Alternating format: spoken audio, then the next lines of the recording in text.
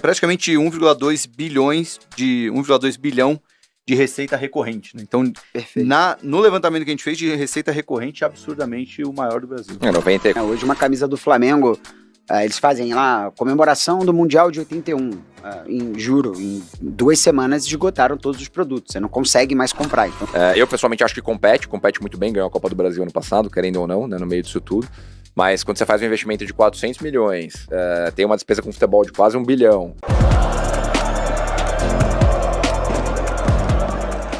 Nação, vamos acompanhar aqui a rapaziada lá do Sport Marketing, trazendo análise financeira sobre o nosso atual Flamengo. Vamos acompanhar o vídeo até o final e deixa o seu comentário. Link abaixo na descrição aí, nação, do canal Sport Marketing como crédito. Antes do vídeo, deixa seu like. Você que não é inscrito, inscreva-se no canal. Ativa o sino das notificações para todos. Tamo juntos. Vamos ao vídeo, hein? Vamos lá falar de Flamengo? Vamos lá.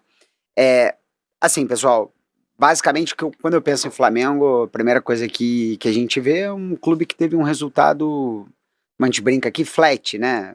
24, 23, 25 provavelmente.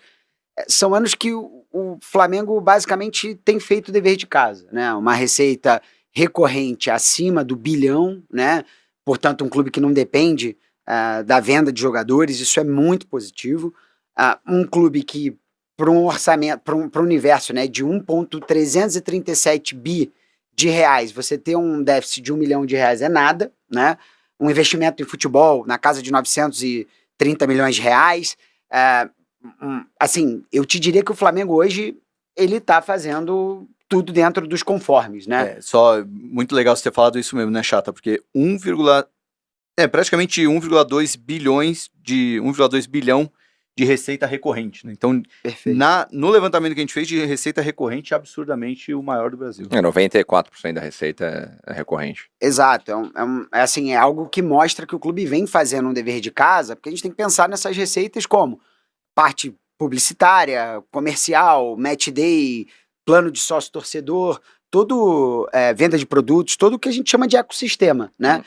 Que traz aí, quando a gente falou aqui de São Paulo, de Corinthians, é o que a gente projeta que esses clubes podem arrecadar, né? Então, quando a gente olha para um clube como o Flamengo, você pensa nisso.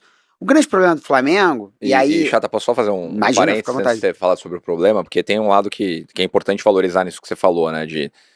O Flamengo tá andando quase como um reloginho nos últimos anos aí, né? A receita cresce consistentemente, a receita não recorrente, mas quando você olha na prática, e essa ressalva é muito verdadeira para Flamengo e para Palmeiras, principalmente, chovendo no molhado aqui, você tem que olhar para os pormenores do dia a dia, né? O que isso quer dizer? Que a receita continua crescendo de forma consistente.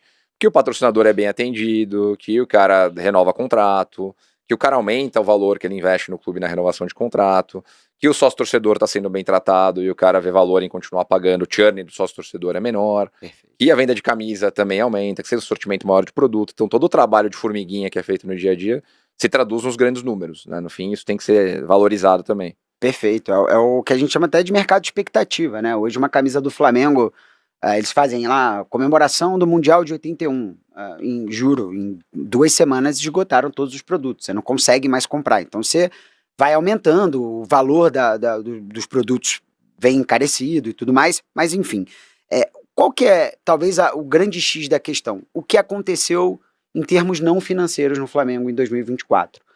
Deixando um pouquinho essa parte eleitoral de lado, mas você teve um fato muito relevante no Flamengo, eu diria 2, na verdade, que foi a compra do terreno, do gasômetro, né? Então, aqui, deixando em termos claros, né? É uma compra que ela tira um fluxo de caixa do clube, então vamos imaginar que o Flamengo tinha mais ou menos 200 milhões de reais de caixa, e o Flamengo gasta lá 180 milhões na compra de um terreno.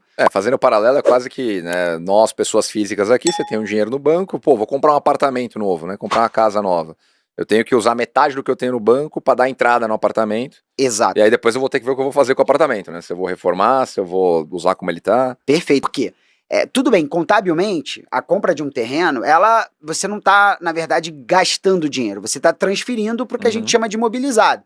Então tudo bem, eu vou tirar... Saiu do caixa, foi para o imobilizado. Tá? Perfeito. Só que eu tenho um edital para a compra desse terreno que me obriga a fazer um estádio. Esse mesmo edital, agora até juridicamente estão tentando flexibilizar com a Caixa, enfim, mas obriga que isso seja feito até 2029, a um custo que inicialmente estava orçado em 2,5 bilhões de reais, mas que, na verdade, a gente aqui sabe como é obra, né? Vai para 4, vai para 5, a gente não sabe. Então, o grande problema aqui é, o Flamengo hoje, se ele não quiser fazer como o Palmeiras, para ter um sócio, né, em sua arena e ter que sair para ceder shows e tudo mais, dentro desse universo do que o Flamengo arrecada e do que o Flamengo gasta com seu futebol, o Flamengo tem um grande problema para conseguir erguer esse estádio.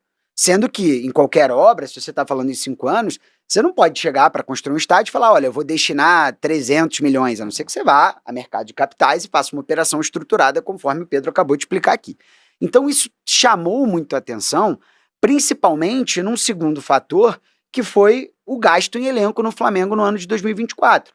Então vamos pensar que o Flamengo, pela primeira vez em 5 anos, não teve uma venda relevante de jogadores, algumas negociações ali ficaram frustradas e tudo mais, e o Flamengo vai lá e gasta 415 milhões de reais na aquisição de jogadores, trazendo Alcaraz, Plata, De La Cruz, Ortiz, para um elenco que já era sabidamente farto. Então, quando você tem esse tipo de diagnóstico, você não olha um clube que está se preparando para fazer uma obra, né, para construir. E aí esse é o ponto que muitas das análises trouxeram isso como ali um alerta, mas que efetivamente não tratam do Flamengo de hoje, mas o perigo do Flamengo de 2025, né? E um ponto importante nisso tudo, né, que se você olhar os 900 e poucos milhões ali de despesa com o departamento de futebol, o Flamengo tem uma despesa com o departamento de futebol que é quase o dobro do Palmeiras em 2024, né, e por hipótese, né, o Grafietti usou essa expressão aqui na primeira vez que ele veio, no nosso episódio número 2, essa ordem de diferença entre o primeiro e o segundo que mais investe é nível de Alemanha, né, de Bayern de Munique, com Borussia Dortmund, com Bayer Leverkusen. Claro que as realidades não são equiparáveis, mas o Flamengo, e a cobrança da torcida, né, o Chatak pode me corrigir aqui se eu estiver errado, o Flamengo, pelo nível de investimento que tem, deveria ganhar mais, é o que a torcida cobra, né.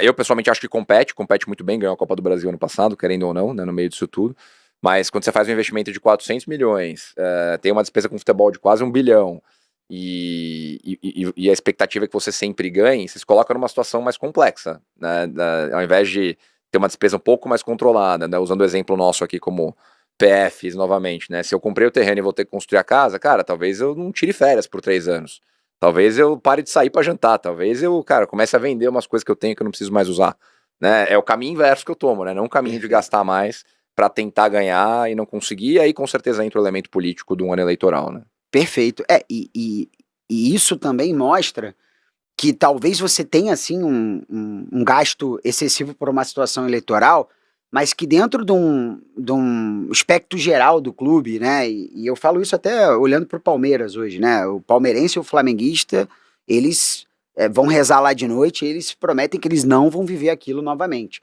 Então, quando você olha para a janela do Flamengo em janeiro, você já viu uma janela praticamente nula, né, o Flamengo faz uma contratação a título oneroso, que é o do Juninho, né, por 5 milhões de euros, que dentro desse universo de arrecadação é super factível, mas ao mesmo tempo, essa mesma gestão ela vai ter que entender dos desafios daqui para frente.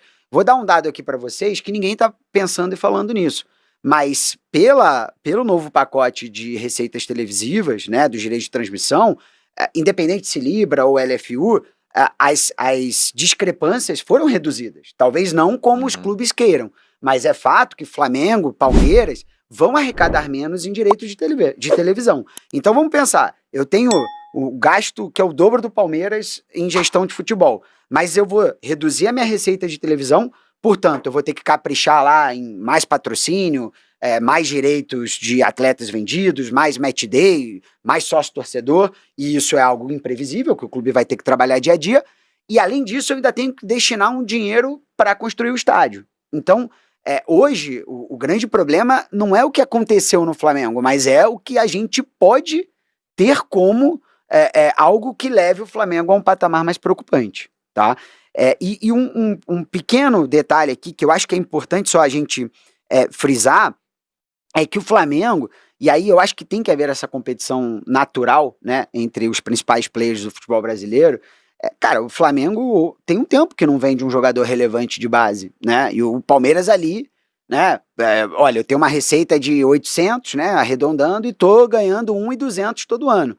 E você não tá vendendo tanto quanto gostaria, quanto poderia, para se distanciar um pouco mais. Então, quando o Pedro fala assim, o que o Flamengo arrecada, ele tinha que ali em campo estar produzindo, hoje, se você for olhar em números grandes, Flamengo e Palmeiras arrecadam a mesma coisa. Então, aí você tem ainda mais um hiato em gestão esportiva, né? Porque, afinal, a gente fala de finanças, mas ainda são 4 linhas, 2 balizas e 22 jogadores, né? Tá aí nação, rapaziada aí falando um pouco sobre o momento financeiro do nosso Mengão, né? Vários clubes aí colocaram em suas redes sociais a situação financeira do clube. Coloque seu comentário abaixo, é muito importante aqui para o nosso canal. Muito obrigado você que chegou até aqui, muito obrigado pela moral, tamo junto e saudações rubro-negras. Isso aqui é sempre Flamengo, hein? Até a próxima.